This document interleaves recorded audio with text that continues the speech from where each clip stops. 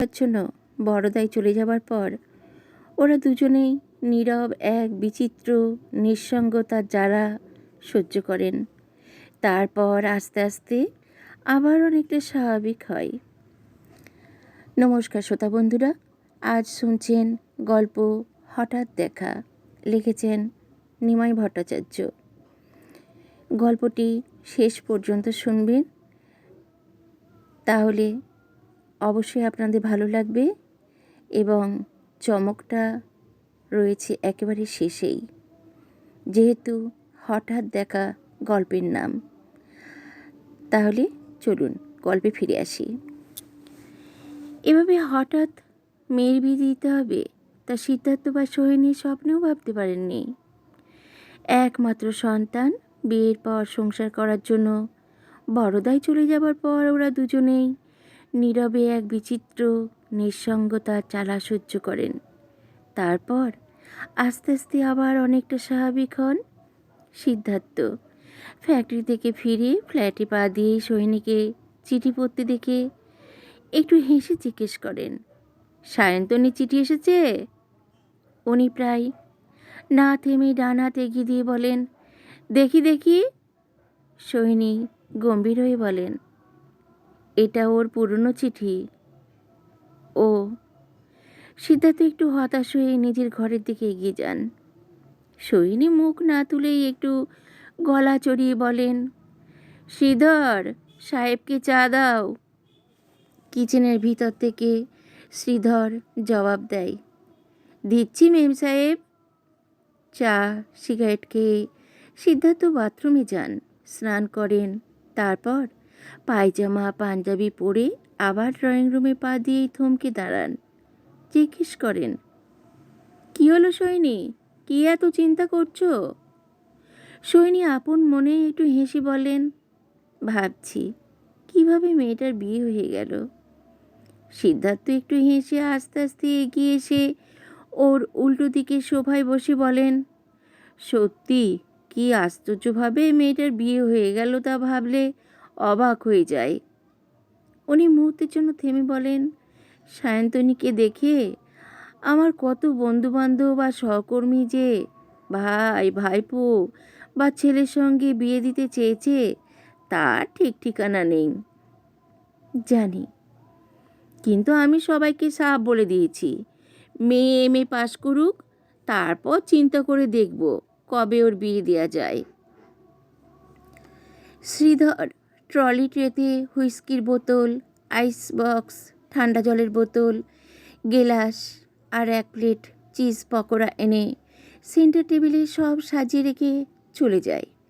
Siddharth গেলাসে whisky ঢেলে জল মিশিয়ে নেবার পর ঠিক দুটো আইস কিউব ফেলে এক চুমুক দিয়েই হাসতে হাসতে বলেন, প্রফেসর চিত্রা চৌধুরী এসে সব হিসেব নিকেশ উল্টে পাল্টে দিলেন। সৈনীও একটু হেসে বলেন, সব ব্যাপারটা ভাবলে আমার এখনও যেন মনে হয় স্বপ্ন দেখছি। সিদ্ধার্থ ফ্যাক্টরিতে, শ্রীধর বাজারে গিয়েছিল আর সায়ন্তনী গিয়েছিল বাণীচক্রে দ্বিজেন মুখার্জির কাছে গান শিখতে। তাই তো বেল বাজতেই সোহিনী দরজা খুলে ভদ্রমহিলাকে দেখে অবাক হয়ে তাকায়। ভদ্রমহিলা একগাল হাসি হেসে হাত জোর করে নমস্কার বলেন, নমস্কার, আমি চিত্রা চৌধুরী, সায়ন্তনী আমার ছাত্রী। সৈনীও একগাল হেসে বলেন, আসুন, মেয়ের কাছে আপনার প্রশংসা শুনি না এমন দিন যায় না। ঘরের মধ্যে পা দিয়ে মিসেস চৌধুরী বলেন, প্রশংসা করার তো কারণ দেখি না, তবে হ্যাঁ, আপনার মেয়েকে আমি একটু বেশি পছন্দ করি। মিসেস চৌধুরী সোফায় বসতেই সোহিনী জিজ্ঞেস করেন, কি খাবেন বলুন, ঠান্ডা নাকি গরম? উনি একটু হেসে বললেন, আমার কথা শুনলে হয়তো আপনি আমাকে সন্দেশ রসগোল্লাও খাওয়াতে পারেন, আবার বাড়ি থেকে তাড়িয়েও দিতে পারেন। প্লিজ ও কথা বলবেন না। সোহিনী মুহূর্তের জন্য থেমে বলেন, আপনি দয়া করে এসেছেন, এ তো আমার পরম সৌভাগ্য। মিসেস চৌধুরী বলেন, ওসব কথা থাক, আমি কিন্তু এসেছি অনেক আশা নিয়ে। যদি দয়া করে আমার অনুরোধ রাখেন। আপনাকে আমি দয়া করব? কি বলছেন আপনি? হ্যাঁ ভাই, ঠিকই বলছি। উনি মুহূর্তের জন্য থেমে বলেন, সায়ন্তনীকে প্রথম দিন দেখেই মনে একটা স্বপ্ন উকি দিয়েছিল। তারপর গত 3 বছরে ওকে যত দেখেছি আমার তত বেশি ভালো লেগেছে। সৈনীও একটু হেসে বলেন, আপনাকেও যে কি শ্রদ্ধা করে তা আপনি ভাবতে পারবেন না। মিসেস চৌধুরী হাসতে হাসতে বলেন, আসল ব্যাপার হচ্ছে আমরা দুজন দুজনকে ভালোবাসি। ঠিক এই সময় শ্রীধর বাজার থেকে ফিরতেই সৈনী বললেন, ইনি সায়ন্তনীর প্রফেসর, সে কি চাটা দাও? চাটা খেতে খেতেই মিসেস চৌধুরী বললেন, আপনি অনুমতি দিলে একটা কথা বলতাম। হ্যাঁ হ্যাঁ বলুন, এত দ্বিধা করছেন কেন?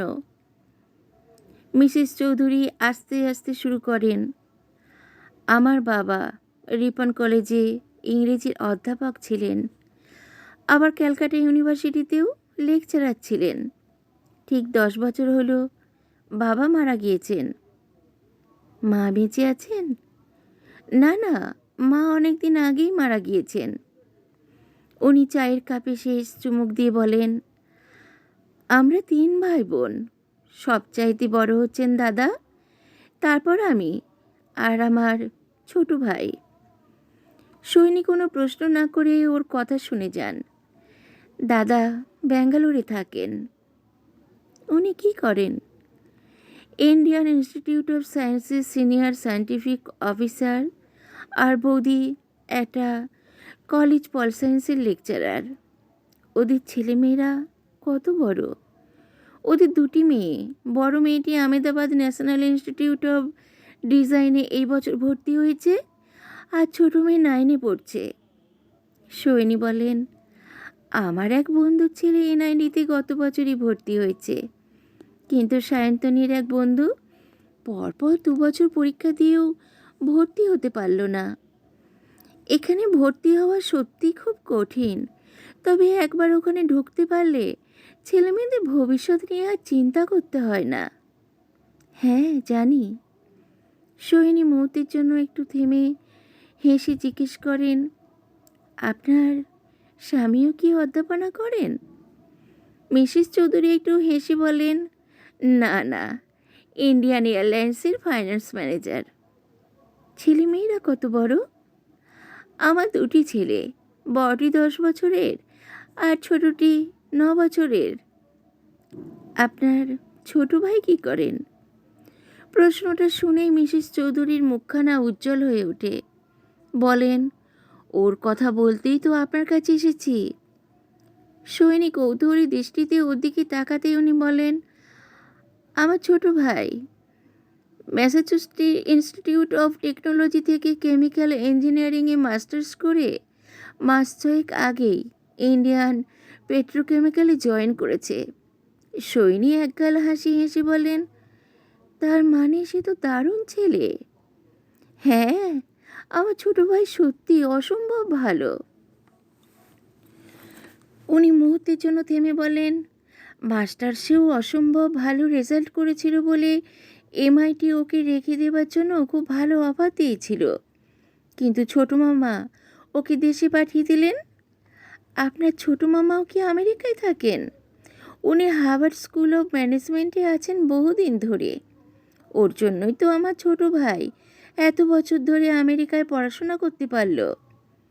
মিসেস চৌধুরী প্রায় এক নিঃশ্বাসেই বলেন, আমার এই ছোটো মামা তো আমাকে ওখানে নিয়ে যাবার সব ব্যবস্থা করেছিলেন, কিন্তু ঠিক সেই সময় আমার ছেলে হলো বলে আমি আর গেলাম না। ও।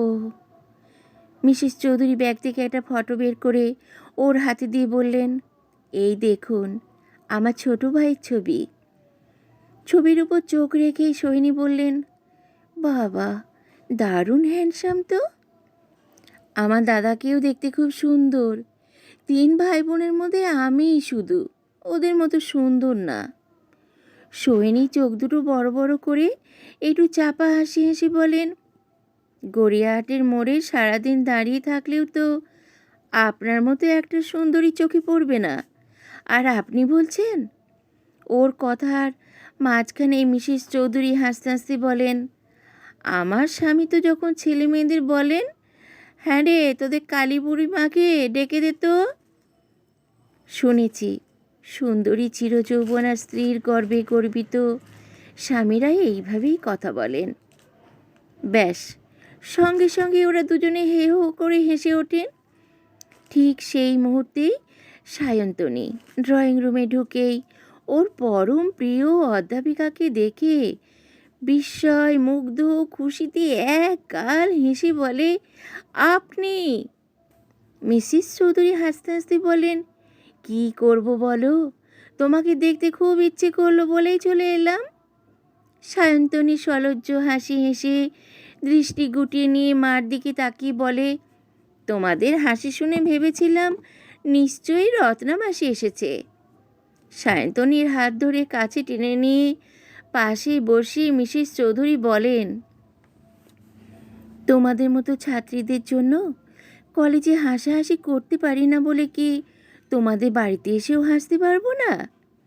মিসেস চৌধুরী দৃষ্টি ঘুরিয়ে সোহিনীর দিকে তাকিয়ে বলেন, আমার ছোট ভাইয়ের জন্য এই মেয়েটাকে আমার চাই। সোহিনী অবাক হয়ে বলেন, কি বলছেন আপনি? অত হাইলি কোয়ালিফাইড ভাইয়ের জন্য? কিন্তু আমি যে 3 বছর ধরে স্বপ্ন দেখেছি এই মেয়েটাকে আমাদের চাই। সিদ্ধার্থ হুইস্কির গেলাসে চুমুক দিয়ে বলেন, যাই বলো সোহিনী, রামানুজের মতো জামাই পাওয়া সত্যি ভাগ্যের ব্যাপার, সে বিষয়ে কোনো সন্দেহ নেই। মেয়ের চিঠিগুলো পড়েই তো বুঝতে পারি ছেলেটা কত ভালো। যে ছেলেটা এত বছর আমেরিকা কাটিয়েছে সে যে ড্রিঙ্ক করে না তা আমি স্বপ্নেও ভাবতে পারি না। চিত্রা তো বলছিল রামানুজ ঠিক ওর ছোট মামার মতো চরিত্রবান আদর্শবান হয়েছে। সিদ্ধার্থ হুইস্কির গ্লাসে আবার চুমুক দিয়ে একটা সিগারেট ধরিয়ে বলেন, ওরা 3 ভাই বোনই তো ছোট মামাকে দেবতার মতো ভক্তি করে। ভদ্রলোক, নিঃসন্দেহে ভালো, তা না হলে ওরা এইভাবে ভক্তি করে? হ্যাঁ তা তো বটেই। 2-4 মিনিট দুজনেই চুপচাপ থাকেন। একটু পরে সোহিনী বলেন, আমাদের মেয়ে তো জাস্ট অর্ডিনারি গ্র্যাজুয়েট, আর মোটামুটি একটু গান জানে। ওর সঙ্গে যে এত গুণী ছেলের বিয়ে হবে তা আমি ভাবতেই পারিনি। কিন্তু সায়ন্তনীকে দেখতে তো ভারী সুন্দর। মেয়ের রূপ থাকলেই যে তার কপালে ভালো বর জুটবে তার তো কোনো মানে নেই। সিদ্ধার্থ আবার একটু হুইস্কি খেয়েই সোহিনীর দিকে তাকিয়ে হাসতে হাসতে বলেন, আনন্দদার সঙ্গে শুভশ্রীদির বিয়ের দিন তোমার রূপ দেখেই তো দিদি জামাইবাবুর মাথা ঘুরে গিয়েছিল। তাই তো। সোহিনী গম্ভীর হয়ে বলেন, আমার বিয়ের কথা বলো না। কেন? তখন আমার বিয়ে করার বিন্দুমাত্র ইচ্ছে ছিল না। উনি একটা চাপা দীর্ঘশ্বাস ফেলে বলেন, তোমার বাবা মা দিদি জামাইবাবুর পাল্লায় পড়ে আমার বাবা মা এমনই গলে গেলেন যে আমাকে প্রায় জোর করে বিয়ে দিয়ে দেওয়া হলো। সিদ্ধার্থ সিগারেটের শেষ টান দিয়ে গম্ভীর হয়ে বলেন, আচ্ছা, তুমি কি সত্যি আগে থেকে কিছু জানতে না? না, কিছুই জানতাম না। তোমার বাবা মা আগে থেকে তোমাকে কিছু বলেননি কেন? বাবা মা খুব ভালো করেই জানতেন আমি রিসার্চ শেষ না করে কিছুতেই বিয়ে করব না। সৈনী একটু থেমেই আবার বলেন, বাবা মা আমার মতামত খুব ভালো করে জানতেন বলে আমাকে কিছু না জানিয়েই ছোট মামার চন্দননগরের বাড়িতে বিয়ের ব্যবস্থা করেছিলেন। বিয়ের 2 দিন আগে ওখানে পৌঁছে দেখলাম প্যান্ডেল বাঁধা হয়ে গেছে। সিদ্ধার্থ একটু হেসে বলেন, আসলে তোমার বাবা মা আমার মতো ছেলেকে হাতছাড়া করতে চাননি। তা ঠিক, কিন্তু আমি তো তোমার মতো বিলেত থেকে পাশ করা ইঞ্জিনিয়ারকে বিয়ে করতে চাইনি। আমি চিরকাল ভেবেছি একজন অধ্যাপককে বিয়ে করব। কিন্তু আমি তো তোমাকে ভালোবাসি, তোমাকে সুখেও রেখেছি। নিশ্চয়ই ভালোবাসো, নিশ্চয়ই সুখে রেখেছ, কিন্তু প্রত্যেক মেয়ের মতো আমিও স্বামী সম্পর্কে যে স্বপ্ন দেখেছি তা তো সম্ভব হলো না। হুইস্কি গিলাসে শেষ চুমুক দিয়ে সিদ্ধার্থ একটু হেসে বলেন, কলেজ ইউনিভার্সিটিতে পড়ার সময় সব ছেলেমেয়েরাই অনেক অবাস্তব স্বপ্ন দেখে। বাস্তব জীবনে ওসব স্বপ্নের কোনো দামই নেই। সৈনী একটা চাপা দীর্ঘশ্বাস ফেলে একটু ম্লান হাসি হেসে বলেন, যাকে ওসব আলোচনা বাদ দাও। এখন তুমিও আমাকে ফেলতে পারবে না, আমিও তোমাকে ছাড়তে পারবো না। এভাবেই দিনের পর দিন কেটে যায়, ঘুরে যায় মাসের পর মাস, গ্রীষ্ম বর্ষার পর আসে শরৎ। এরই মধ্যে সায়ন্তনীর চিঠি এলে আনন্দে খুশিতে ফিরে পড়েন ওরা দুজনে। সিদ্ধার্থ ড্রয়িং রুমে পা দিয়ে জিজ্ঞেস করেন, letter from my beloved daughter?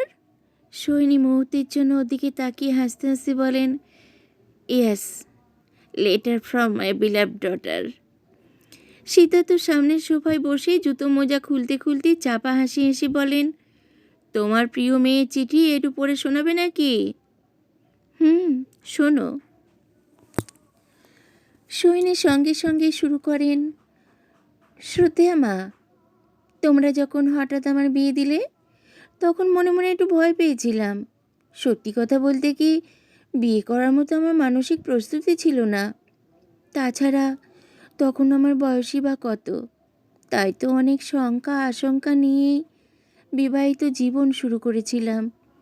নিজের মনে নিজেকে বারবার প্রশ্ন করেছি, পারবো কি স্বামীকে সুখী করতে?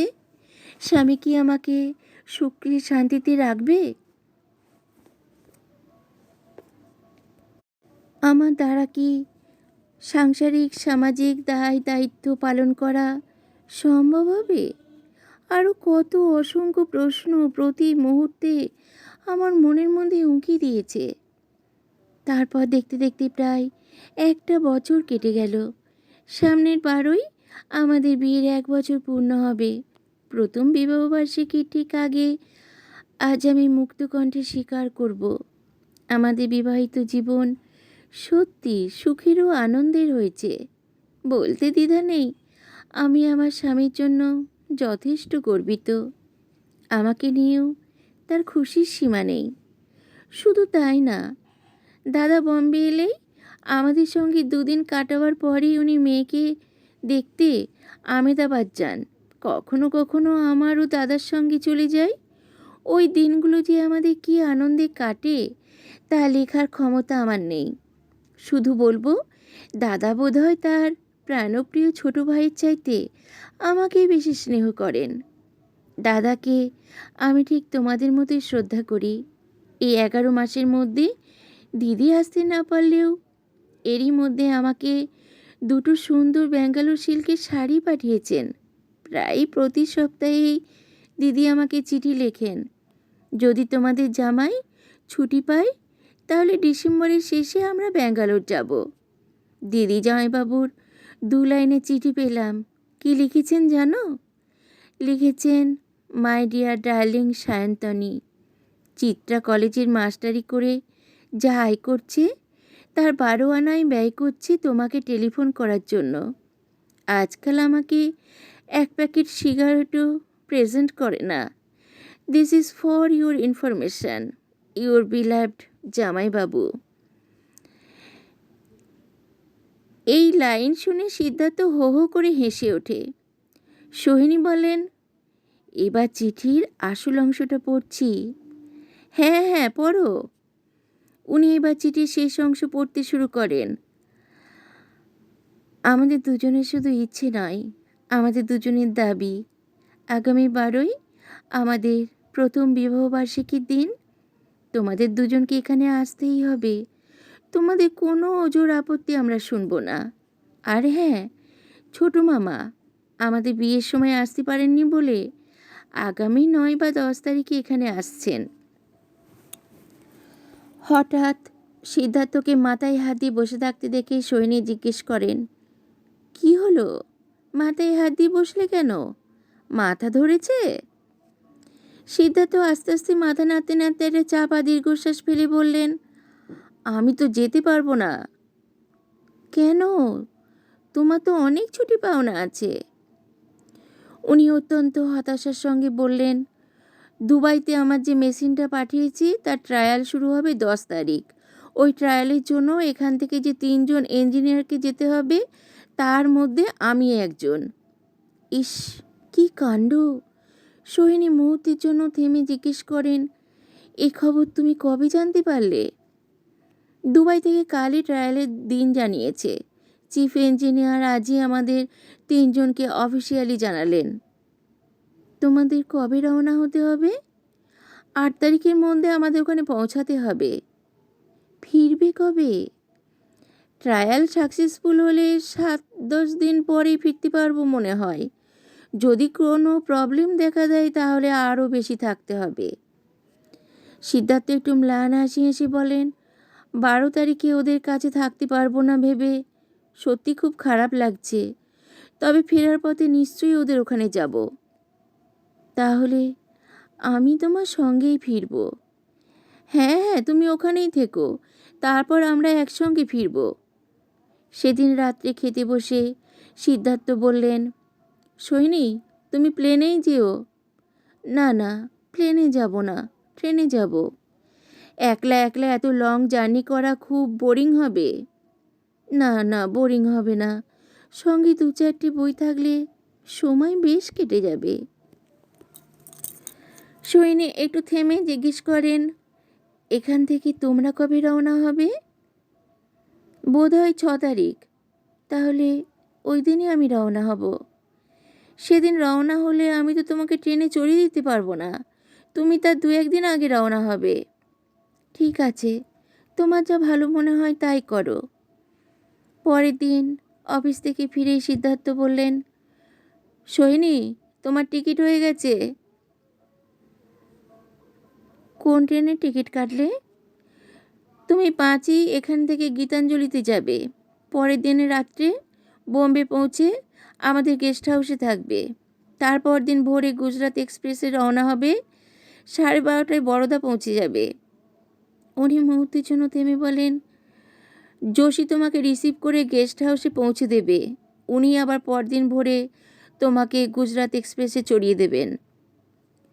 সোহিনী বললেন, ঠিক আছে, কিন্তু মেয়ে জামাইকে তো খবর দিতে হবে। সেটা তো কোনো সমস্যা না। তুমি যদি চাও আজ রাতেই ওদের টেলিফোন করতে পারো, নয়তো কাল আমি অফিস থেকে। না না, আজই ওদের টেলিফোন করব। ওরা তো আমাদের খবর জানার জন্য হাঁ করে বসে আছে। হ্যাঁ, সে রাত্রেই খাওয়া দাওয়ার পর সোহিনী মেয়েকে ফোন করেন। সায়ন্তনী ফোন ধরে। কে মা? আমার চিঠি পেয়েছো? হ্যাঁ, কালই পেয়েছি। তোমরা আসছো তো? আমি আসছি, কিন্তু তোর বাবা আসতে পারছে না। কেন? বাবা আসবে না কেন? তোর বাবাকে ঠিক ওই সময় দুবাই যেতে হবে। 2-4 দিন আগে পরে যেতে পারছে না? তোর বাবাকে 8 তারিখে দুবাই পৌঁছাতেই হবে। সোহিনী প্রায় না থেমেই বলেন, তবে দুবাই থেকে ফেরার সময় তোর বাবা তোদের ওখানে যাবে। বাবা সত্যি আসবে তো, নাকি আমাকে ভোলাচ্ছ? সোহিনী একটু হেসে বলেন, না রে, সত্যি তোর বাবা আসবে। আমি তোর বাবার সঙ্গে কলকাতায় ফিরব। সায়ন্তনী বেশ অভিমানের সঙ্গেই বলে, বাবা না এলে আমি কিন্তু তোমাকেও যেতে দেব না। মেয়ের কথা শুনে সোহিনী না হেসে পারে না। তারপর হাসি থামলে জিজ্ঞেস করেন, রমানুজ কি শুয়ে পড়েছে? না না, বাথরুমে স্নান করছে। খাওয়া দাওয়া হয়েছে? না না, ও তো এইমাত্র ক্লাব থেকে ফিরল। এত রাত্রে ক্লাব থেকে? মাকে কথাটা শেষ করতে না দিয়ে সায়ন্তনী বলে, টেনিসের কম্পিটিশন চলছে তো, কোনো দিনই 10টা 10:30টার আগে খেলা শেষ হয় না। সোহিনী এবার জিজ্ঞেস করেন, তোদের আর কি খবর? সায়ন্তনী বেশ উত্তেজিত হয়েই বলে, জানো মা, একটু আগেই ছোট মামা কায়রো থেকে ফোন করেছিলেন। কায়রো থেকে? ওখানে কি উনি বেড়াতে গিয়েছেন? না না, বেড়াতে যাননি। উনি একটা কনফারেন্স অ্যাটেন্ড করার জন্য কায়রো গিয়েছেন। সায়ন্তনী মুহূর্তের জন্য থেমে বলে, জানো মা, ছোট মামা মাঝে মাঝে আমাকে ফোন করেন। উনি এত সুন্দর কথা বলেন যে তোমাকে বলে বোঝাতে পারবো না। তাই নাকি? হ্যাঁ মা, ওনার কথা শুনেই আমার প্রাণ জুড়িয়ে যায়। উনি তো 9-10 তারিখে তোদের ওখানে আসছেন। ছোট মামা আজই আমাকে বললেন ওনার পেপার নিয়ে আলোচনা শেষ হলেই ওখান থেকে রওনা হবেন। তার মানে 2-4 দিন আগে বা পরে উনি আসছেন। না না, পরে না, বরং 2-4 দিন আগেই হতে পারে। সৈনী একটু হেসে বলেন, ভদ্রলোকের সম্পর্কে সবাই এত প্রশংসা করে যে ওর সঙ্গে আলাপ করার জন্য আমিও হাঁ করে বসে আছি। আমি জোর করে বলতে পারি ছোট মামার সঙ্গে আলাপ করে তোমার খুব ভালো লাগবে। পরের দিন দুপুরবেলায় হঠাৎ চিত্রা ফোন করেন, মাসিমা, আপনি বরোদা যাচ্ছেন? হ্যাঁ, আমি ঠিক কলেজে বেরোচ্ছি। সেই সময় আপনার জামাই ফোন করে খবর দিল। চিত্রা মুহূর্তের জন্য থেমে বলেন, আপনি আজ কোথাও বেরোবেন নাকি? না না, কোথাও বেরোবো না। তুমি আসবে? 3টের সময় আমার ক্লাস শেষ হবার পরই আসছি। হ্যাঁ হ্যাঁ, এসো। চিত্রা এলে প্রায় 4টে নাগাদ। চাটা খেতে খেতেই কথা হয়। মাসিমা, আমরা তো যেতে পারছি না, তাই ওদের প্রেজেন্টেশনটা আপনার সঙ্গেই পাঠাবো। হ্যাঁ তা দিও, কিন্তু তোমরা যেতে পারছো না কেন? এখন আমাদের দুজনে কেউই ছুটি পাবো না। সপ্তাহখানেকের জন্যও ছুটি পাবে না? না মাসিমা, অসম্ভব। অনার্সের মেয়েদের এখনও কিছু কোর্স বাকি আছে। যেভাবেই হোক মাস দেড়েকের মধ্যে ওদের কোর্স কমপ্লিট করতেই হবে। তারপর এ কথা সে কথার পর চিত্রা বলেন, তবে ছোট মামার সঙ্গে আলাপ করে খুব আনন্দ পাবেন। সৈনী একটু হেসে বলেন, তোমাদের সবার কাছে ওর এত প্রশংসা শুনি যে ওর সঙ্গে আলাপ করার জন্য আমিও হাঁ করে বসে আছি। বিশ্বাস করুন মাসিমা, নিজের ছোট মামা বলে বলছি না, আজকালকার দিনে ওর মতো মানুষ সত্যি দুর্লভ। চিত্রা মুহূর্তের জন্য থেমে বলেন, উনি এত বড় পণ্ডিত, বছরে লাখ লাখ টাকা আয় করেন, এত বছর ধরে আমেরিকায় আছেন, অথচ ওর মতো সহজ সরল প্রাণবন্ত সাদাসিধে বাঙালি এই কলকাতা শহরেও বিশেষ দেখা যায় না। উনি না থেমেই বেশ গম্ভীর হয়েই বলেন, তবে ছোট মামার জন্য আমরা সবাই খুব চিন্তিত। কেন? বছর 4 আগে ছোট মামার বাইপাস সার্জারি হয়েছে। তারপর একলা একলা থাকেন, তাই। সৈনী অবাক হয়ে বলেন, আমার মেয়ে জামাই তো এই খবর কোনোদিন জানায়নি। ছোট মামা চান না ওর অসুখের খবর জানিয়েই কাউকে বিব্রত করা হোক, তাই বোধহয় আমার ভাই আপনাদের কিছু বলেননি। যার বাইপাস সার্জারি হয়েছে তার তো কখনোই একলা থাকা উচিত না। কিন্তু কি করা যায় বলুন, উনি তো কিছুতেই বিয়ে করলেন না। বিয়ে করলেন না কেন? সৈনী একবার নিঃশ্বাস নিয়ে আবার বলেন, ছেলেমেয়েরা বড় হয়ে গেলে মা বাবার কাছে না থাকতে পারে, কিন্তু বিয়ে করলে ওর স্ত্রী তো ওর দেখাশোনা করতে পারতেন। এসব কথা আমরা জানি, উনিও জানেন, কিন্তু উনি বিয়ে না করলে আমরা কী করতে পারি? কিন্তু বিয়ে করলেন না কেন? চিত্রা এবার একটু হেসে বললেন, ঠিক জানি না, তবে ছোট মামার এক ঘনিষ্ঠ বন্ধুর কাছে শুনেছি উনি ওরই এক সহপাঠিনীকে ভালোবাসতেন, কিন্তু এই ভদ্রমহিলার অন্য একজনকে বিয়ে করেন বলেই দুঃখে ও অভিমানে ছোট মামা সারা জীবন বিয়েই করলেন না। সৈনী একটু হেসে বলেন, এ ধরনের ঘটনা তো আকছার ঘটে, কিন্তু তাই বলে কি সাধু সন্ন্যাসী হয়ে জীবন কাটাতে হবে? কেনা কেনাকাটা, গোছানো গাছানো আর বাড়িঘরদরের ব্যাপার শ্রীধরকে সব বুঝিয়ে দিতে দিতেই মাঝখানের কটা দিন যেন হাওয়ায় উড়ে যায়। তারপর সিদ্ধার্থ ওকে চড়িয়ে দেন গীতাঞ্জলিতে। ট্রেন ছাড়ার আগে সৈনী বলেন, যদি পারো দুবাইতে পৌঁছে বড়দায় একটা ফোন করো। হ্যাঁ করব। কবে তুমি বড়দায় পৌঁছবে তাও জানিয়ে দিও। হ্যাঁ হ্যাঁ, নিশ্চয়ই জানাবো। পরের দিন ঘণ্টাখানেক লেটে গীতাঞ্জলি ভিটি পৌঁছায়। মিস্টার যোশী হাসি মুখে অভ্যর্থনা করে সৈনিকে গেস্ট হাউসে পৌঁছে দিয়েই বলেন, ভাবিজি please get ready before 5, we must leave for station at 5। হ্যাঁ, যথা নির্দিষ্ট 6:45 গুজরাট এক্সপ্রেসে সৈনী বড়দা রওনা হন। অনেক দিন পর মেয়ে জামাইকে কাছে পাবার আনন্দে উত্তেজনায় কখন যে সুরাট ভারুচ পার হয়ে যায় তা যেন উনি খেয়ালই করেন না।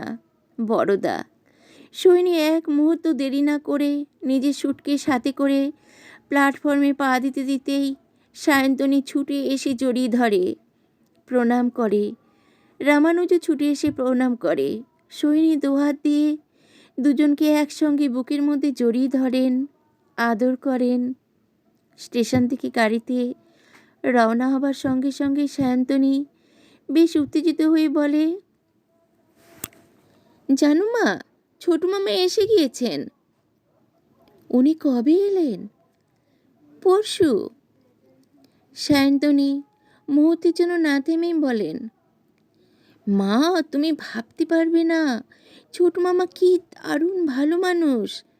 আমাকে উনি কি বলে ডাকেন জানো? কি বলে? মা আদরিনী। বাহ, খুব সুন্দর নাম দিয়েছেন তো তোর। সায়ন্তনী হাসতে হাসতে বলে, ছোটু মামা একটা বদ্ধ পাগল। উনি আমার জন্য একটা সুটকেস কিনে সেটা ভর্তি করে শুধু আমারই জন্য কত কি এনেছেন। তাই নাকি? হ্যাঁ। রামানুজের জন্য কিছু আনেননি?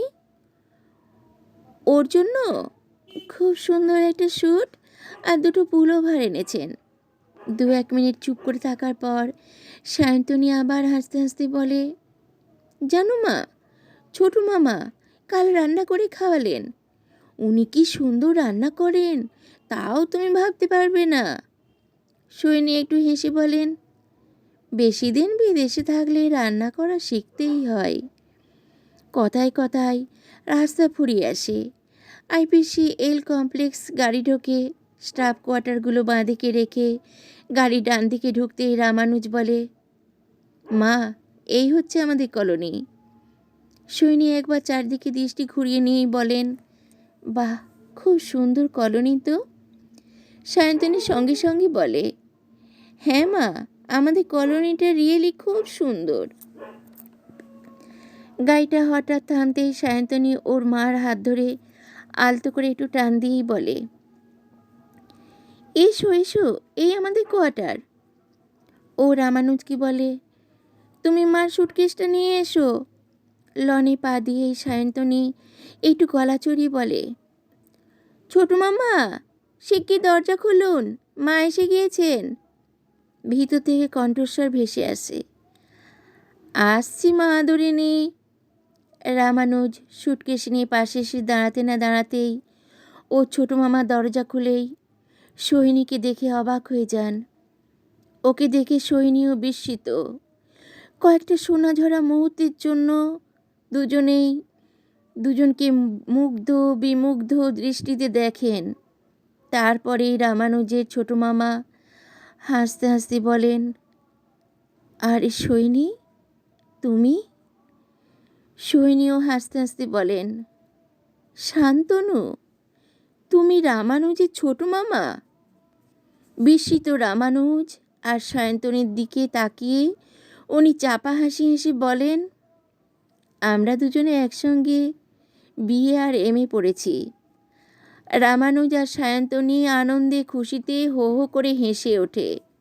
দুজনেই প্রায় একসঙ্গে বলে, my god, what a pleasant surprise. একটু পরে চারজনে মিলে কফি খেতে বসার সঙ্গে সঙ্গে শান্তনু সোহিনীর দিকে তাকিয়ে বলেন, আমারই ভুল হয়েছে, আমারই বোঝা উচিত ছিল। আমার মা আদরিনী শুধু তোমার পেটেই জন্মাতে পারে। রামানুজ কফির কাপে চুমুক দিয়েই চাপা হাসি হেসে বলে, ছোট মামা, you really think so? Of course. Shantanu মুহূর্তের জন্য থেমে বলেন, তোর শাশুড়ি কি অসাধারণ ভালো মেয়ে তা আমি জানি বলেই। ওর কথার মাঝখানে সোহিনী বলে ওঠে, হঠাৎ এই বুড়িকে নিয়ে পড়লে কেন? আমি যে কত ভালো বা মন্দ তা কি আমার মেয়ে জামাই জানে না? শান্তনু ওর কথার কোনো জবাব না দিয়ে সায়নীর দিকে তাকিয়ে বলেন, মা আদরিনী, একটা গোপন খবর ফাঁস করে দেব? হ্যাঁ ছোট মামা, বলুন বলুন। এই পৃথিবীতে শুধু সোহিনীই জানে শ্রেয়া আমাকে বিয়ে করলো না বলেই আমি সারা জীবন একলা একলা কাটিয়ে দিলাম। সোহিনী বলতে পারলেন না কালিম্পংয়ের সেই অবিস্মরণীয় রাত্রে শান্তনু ওকে বুকের মধ্যে জড়িয়ে ধরে বলেছিল, এই পৃথিবীতে তোমার চাইতে কেউ শ্রেয় নেই বলেই আজ থেকে তোমাকে শ্রেয়া বলে ডাকব। উনি একটা দীর্ঘশ্বাস ফেলে বললেন, শান্তনু, তুমি জানো না বিয়ের পরপরই শ্রেয়া মারা গেছে। শান্তনু একগাল হেসে বললেন, না না সোহিনী, আমার শ্রেয়া মরতে পারে না। রাতের সব তারাই আছে দিনের আলোর গভীরে। বন্ধুরা, গল্পটি এখানেই সমাপ্ত হলো।